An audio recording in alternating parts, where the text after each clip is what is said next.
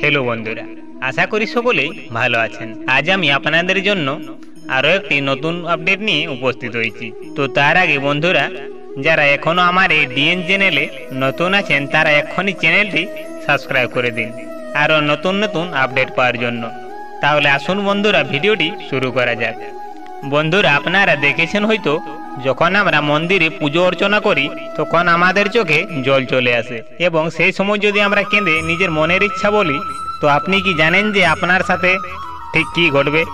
হ্যাঁ বন্ধুরা, আপনি শুনলে অবাক হবেন যে পুজো করার সময় চোখে জল আসা তা কোনো সাধারণ ব্যাপার নয়, কারণ এমনটা সবার সাথে হয় না। তাই বাস্তব কারণ জানলে আপনারা চমকে উঠবেন।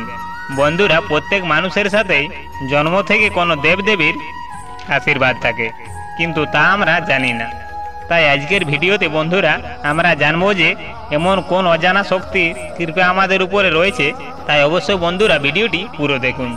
আর চ্যানেলে নতুন হলে বন্ধুরা চ্যানেলটি সাবস্ক্রাইব করে পাশের বেল আইকনটি অন করে রাখুন আর কমেন্টে লিখুন জয় শ্রীকৃষ্ণ। বন্ধুরা বলা হয় প্রত্যেক সৃষ্টির কোনায় কোনায় ভগবান রয়েছে। ভগবান ছাড়া বাস্তবে কিছুই নেই, কিন্তু আমরা মায়াতে পড়ে মিথ্যা এই সংসারকে সত্য মনে করি যা একদিন নষ্ট হয়ে যাবে। ফলে বিভিন্ন রকম কর্মের বন্ধনে পড়ে আমাদের এই জীবন বিভিন্ন রকম সমস্যায় ভরে যায়। তখন আমরা ভগবানকে ভুলে গেলেও ভগবান তার ভক্তকে কখনোই ভুলেন না। তাই যখনই আমরা এই মৃত লোকে কর্ম করতে আসি বিভিন্ন রকম দেবদেবীর রূপে ভক্তের সাথেই থাকে এবং তিনি তখন আমাদের কিছু সংকেত দেন। বন্ধুরা যেহেতু আমরা মৃত লোকে এসেছি তো আমাদের তো কর্মফল ভোগ করতেই হবে। ভগবানকেও মৃত লোকে কর্মফল ভোগ করতে হয়েছিল, তাই যদি আমরা এই জন্মে ভোগ না করি তো এর জন্য আমাদের আবার জন্ম নিতে হয়। কিন্তু সেই জন্মে ভগবান কোনো না কোনো রূপে ভক্তের সাথেই থাকে এবং তিনি বিভিন্ন সংকেতের মাধ্যমে তার ভক্তকে সংকেত দেন, তাকে মার্গদর্শন করেন। তাই যখনই আপনার মনে হবে যে আপনি একা এই সংকেতগুলি লক্ষ্য করবেন তাহলে বুঝতে পারবেন ভগবান আপনার সঙ্গেই আছেন এবং আপনার মনের বাসনা তিনি পূর্ণ করবেন।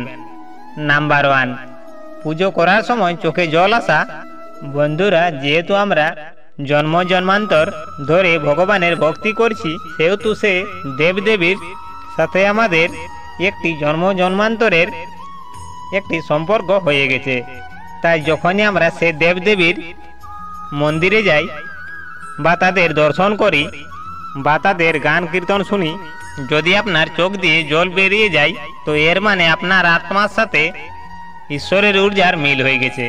তাই এই সময় যদি নিজের মনের ইচ্ছা ভগবানকে জানান কিছুদিনের মধ্যে দেখবেন যে আপনার মনের বাসনা ভগবান পূর্ণ করেছেন। কিন্তু অবশ্যই জেনে বুঝে কোনো রকম বাজে কার্য করবেন না, মনে দয়া মায়া করুণা এইগুলি রাখবেন। নাম্বার 2, প্রদীপের আলো বেড়ে যাওয়া। বন্ধুরা আগুন হলো পঞ্চতত্ত্বর মধ্যে একটি, তাই এর মধ্যে ভগবান শিবের বাস।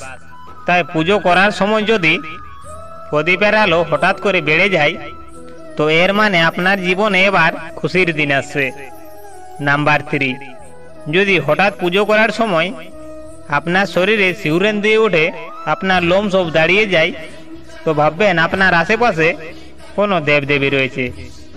নাম্বার 4, যদি কোনো ঠাকুরের মূর্তি বা ফটো দেখার সময় আপনার এমন মনে হয় যে আপনাকে দেখে ভগবান হাসছে বা আপনাকেই দেখছেন তো এর মানে ভগবান আপনার উপরে খুবই প্রসন্ন। এছাড়াও যদি বন্ধুরা আপনার স্বপ্নে দেবদেবী আসে তো আপনি খুবই ভাগ্যবান। তো বন্ধুরা আজ এই পর্যন্তই। ভিডিওটি যদি ভালো লেগে থাকে তো কমেন্টে লিখবেন হরে কৃষ্ণা।